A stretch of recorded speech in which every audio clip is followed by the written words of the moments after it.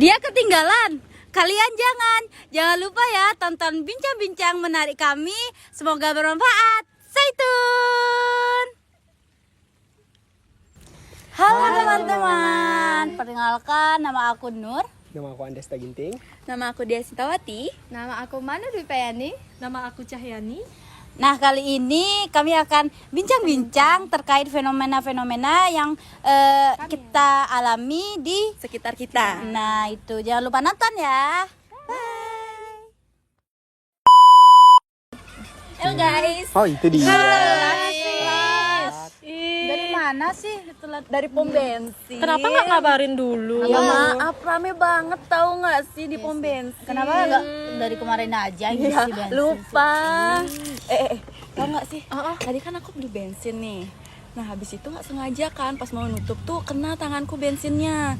Terus aku ngerasain kok dingin ya waktu bensinnya itu kena kulit. tangan gitu. Iya. Tapi aku pernah sih ngerasain kayak Ya, gitu ya. ya, beda sama waktu kena air. Iya sih. Kenapa ya bisa kayak gitu? Iya dah, selama ini kayak kita nggak tahu ya, kayak anggap dia sepele aja. Kurang literasi sih ini. Enggak sih, tapi aku emang sering ngerasain sih Manu Iya sih. kalau bensin kena kulit tuh emang dingin. Dingin. Kenapa ya kok bisa gitu ya? Nih, ini aku kasih tahu ya. Nah, kenapa kulit terasa dingin saat kena bensin? Nah, ini juga dapat disebabkan atau dijelaskan melalui secara ilmiah melalui konsep perubahan kalor khususnya pada penguapan gitu. Nah, bensin ini juga mudah menguap karena memiliki titik didih yang rendah. Ya kan? Nah, saat bensin menguap, ia menyerap panas dari kulit kita tuh. Oh, jadinya diserap. Iya. jadinya dingin, Mas. Iya, jadinya dingin. Nah, sehingga kulit tuh terasa dingin dah. Nah, hal ini juga termasuk dalam produk ilmiah karena didasari pada fakta, konsep ilmiah tentang perubahan wujud zat dan perpindahan panas. Tapi kalau kalian juga mau bereksperimen ini juga melalui fenomena ini, maka hal ini masuk ke dalam proses ilmiah. Misalnya ya, kayak gini, kita bisa mengamati apakah semua cairan itu yang mudah menguap juga memiliki efek dingin. Atau mengukur suhu sebelum dan sesudah bensin menguap dari kulit gitu. Ternyata ada kaitannya dengan hakikat IPA ya. Ya, ada Tapi dia. kamu tadi bilang produk ilmiah sama proses ilmiah kayak gimana tuh? Apa aja tuh? Apa aja ya yang menjadi, tapi aku nih dapat baca-baca di buku-buku IPA nih. Nah, itu ada terkaitannya dengan hakikat IPA. Ya Hakikat IPA tuh ada Tiga. ada Proses, ada produk, sama sikap ilmiah. ilmiah kayak gitu. Ya, dan di produk ini terdiri dari fakta, konsep. Nah, kalau di prosesnya itu kayak observasi, eksperimen Ya. juga. Terus kalau di di sikap itu ingin tahu. ada gitu. rasa ingin tahu. Ya, jujur juga itu termasuk ya. gitu. Pikir kritis itu termasuk dari sikap itu. Iya guys. Aku juga pernah gitu tau, kejadian pas aku nendang bola, terus bolanya itu mengambang, terus jatuh ke tanah. Itu ada yang tahu nggak? Apakah itu proses atau produk? Tapi aku sering juga sih, Des. Aku sering sih ngelihat orang anak kecil tuh dia nendang bola terus ngelambung gini terus murmur jatuh gitu ya. Iya. Kenapa kok ada langsung Langsung aja kan padahal kita nendangnya gitu. Tapi aku berpikir kayak gini, ya kalau emang ditendang ya pasti kan jatuhnya ke bawah, nggak mungkin kan terus ke atas. Ada nggak sih Tapi ya apa ya kaitannya? alasannya gitu? Nah gini guys, aku nih dapat ke perpus, terus dapat baca-baca buku, terus baca web, gitulah ya. Terus dapat lah aku baca ternyata itu menyambung dengan gravitasi dan gaya. Oleh sebab itu bisa disebut dengan proses ilmiah. Oh, proses. Karena sebelum itu kalian tahu nggak gravitasi sama gaya tuh kayak gimana? Kalau gravitasi sih aku tahu sih dikit ya. Iya. Iya, Contohnya gaya kayak tarik daun sama pohon, jatuh. buah jatuh Jatuh dari pohonnya. Gitu. Kalau gaya tuh suatu tarikan sama dorongan. Kalian dorong gini nih kan ada gayanya. Iya. Gitu. Kayak gitu, guys. Ternyata kita baru tahu ya. Ya, kalian mungkin kurang baca-baca buku aja sih. Mungkin nggak lewat ya. kayak ya biarin aja dah, emang kayak gitu, emang jatuhnya kan ke bawah gitu. Iya. Betul. Aku juga kayak sering ya ini ya, kan sering lewat nih depan Kos Nur itu. Iya. Nah, Kalau tahu kerja kan kelompok gitu. tahu kan jalan di Kos Nur tuh yang ada tanjakannya gitu. Iya. Tahu. Kan ada tanjakannya itu. Iya, Nah, iya. Cahaya di sana tuh kayak seru banget gitu loh. Iya, main-main gitu ya. Kayak ngebut dari sana ya. Terus kan melintasi tanjakan tuh. Nah, tiba-tiba badannya Cahaya keangkat gitu. Kayak Oh, iya. mau terbang gitu. Kayak kira-kira kenapa ya kok gitu. Aku juga sering sih lewat itu, tapi main-main gitu Iya. kayak seru, kayak mengenang masa kecil gitu ya. Menguji adrenalin. Oh, kalau itu aku tahu tuh. Aku pernah lihat nggak sengaja ya lewat di YouTube kayak gitu. Aku dapat lihat, nah ketika kita mengendarai motor dengan kecepatan tinggi melewati tanjakan, tubuh kita tuh terasa ringan dan terangkat melayang kayak gitu kan. Iya, bener banget kayak gitu Nah, dah. hal ini tuh terjadi karena adanya perubahan gaya pada tubuh. Gayanya itu gaya normal dan percepatan. Nah, ketika motor berada di puncak tanjakan dengan kecepatan tinggi, gaya normal yang menahan tubuh gaya normal yang menahan tubuh di permukaan jalan itu menjadi lebih sedikit sehingga tubuh terasa lebih ringan dan kita tuh merasakan sensasi yang melayang kayak gitu. Gitu. Nah, fenomena ini tuh masuk ke dalam produk ilmiah. Kenapa? Karena ada faktanya, yaitu motor yang berkecepatan Kecepatan tinggi, tinggi. melewati jalan tanjakan itu tubuh terasa melayang dan ringan. Nah, kemudian ada konsepnya, yaitu gaya normal dan percepatan. Ada juga prinsipnya. Nah, prinsipnya itu dijelaskan kalau perubahan gaya pada permukaan jalan itu dapat mempengaruhi sensasi jalan yang melengkung nih, dapat mempengaruhi sensasi berat dan ringan yang kita rasakan. Kayak gitu sih, itu produknya. Nah, jika diteliti lebih lanjut lagi, ini bisa masuk ke proses ilmiah.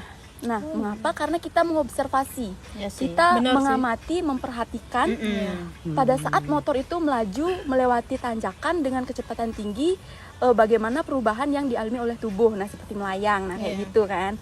Nah, dari situ kita juga bisa bereksperimen.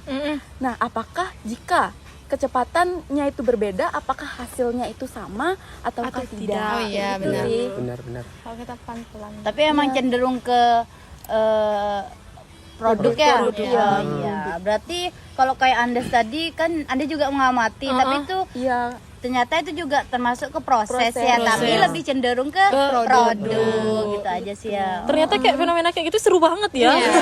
Jadi kita tahu ya. Bukan hanya main-main saja, tapi Ya, ada konsepnya gitu.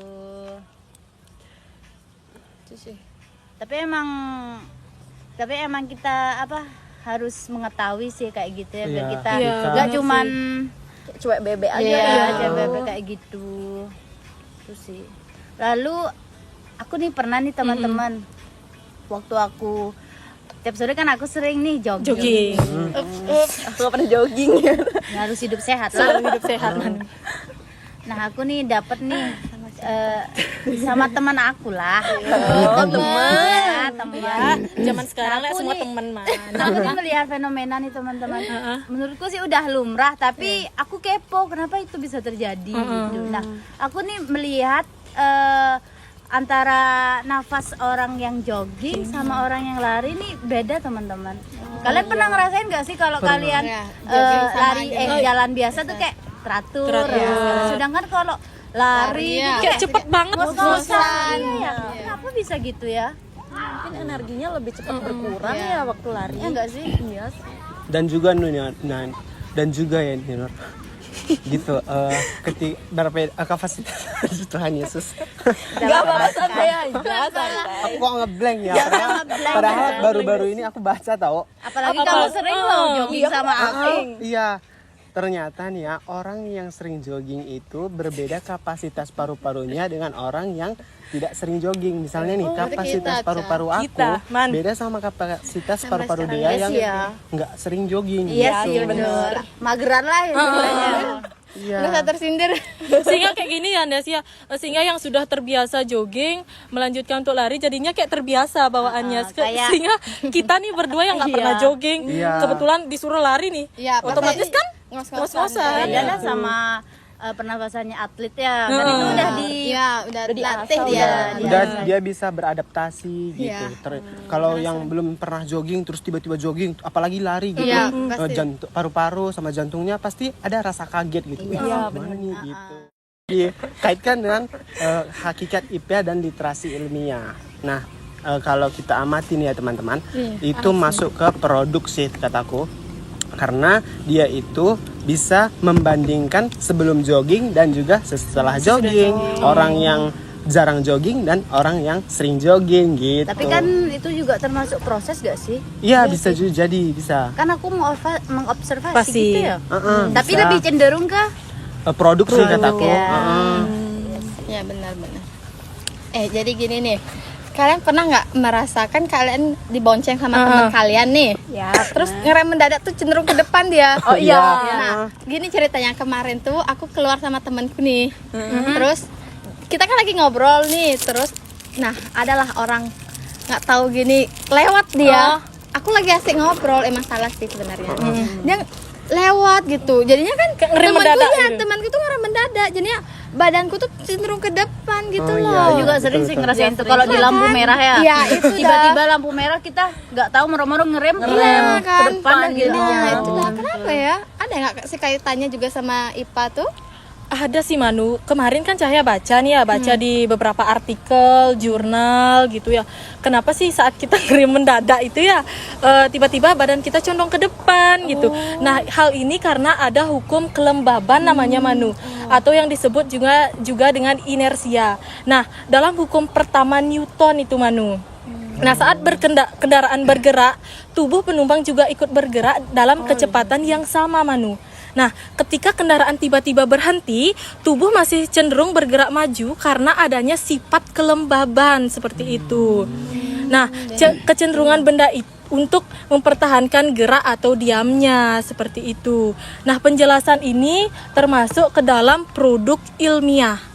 Nah, di mana karena ada berdasarkan fakta dan konsep fisika tentang gerak dan gaya seperti itu.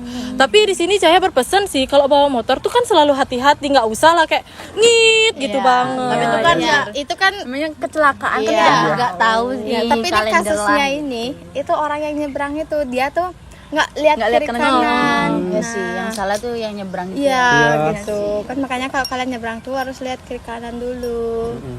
Jadi emang fenomena yang kalian ceritain itu emang menjadi ilmu baru sih buat aku ya. Padahal sering ya ada di sekitar kita tapi baru. Iya, kita ketahui bahwa ternyata itu juga nyambung lah sama pelajaran kita pelajarin yaitu tentang hakikat IPA ya. Nah teman-teman, jadi itu semua tuh termasuk ada sikap ilmiahnya nggak ya yang dari kalian? Ada. Ya, karena ya kita kan mencari tahu ya jawaban dari yang kita tanyakan tadi. Rasa ingin tahu. dan hasilnya itu kita Bisa melakukan dengan cara observasi, eksperimen seperti tapi itu. kalau tapi kan kalian jujur kan tadi bilang dari pengolahan datanya. Memang betul. Kayak ini dari kisah kita semua. Jadi itu semua udah termasuk ke Sikap sikap ilmiah. ilmiah. Supaya tidak kayak gini Nuria, kayak kalau ada anak-anak kecil nih semua nanya kenapa ya kan cuman dia bawa sepeda gayung nih, pasti kan badannya juga terangkat kan, supaya jawabannya nak muluk gitu, biar ada pengetahuannya gitu. Enggak cuma asal ngomong aja. Iya sih. Emang gitu. Iya sih. Ternyata kita ngobrol-ngobrol di kafe nih gak cuma ngobrol-ngobrol gosip-gosip aja. Juga dapat ilmunya ya. Kayak bermanfaat banget ya kita kesini, gak cuma ngobrol-ngobrol biasa tapi ngobrol tentang ilmu ya. Saling bertukar gitu. Ya pesannya buat kalian dah, pokoknya semangat dah cari ilmu. Kayaknya itu aja sih, aku udah ada jam mau Kemana nih? ya, mau biasalah mau Ngedate dong. Oh iya, aku Pulang juga. kampung juga nih. Aku mau kepanitiaan nih guys. Oh ya udah yuk kita pulang. kita pulang.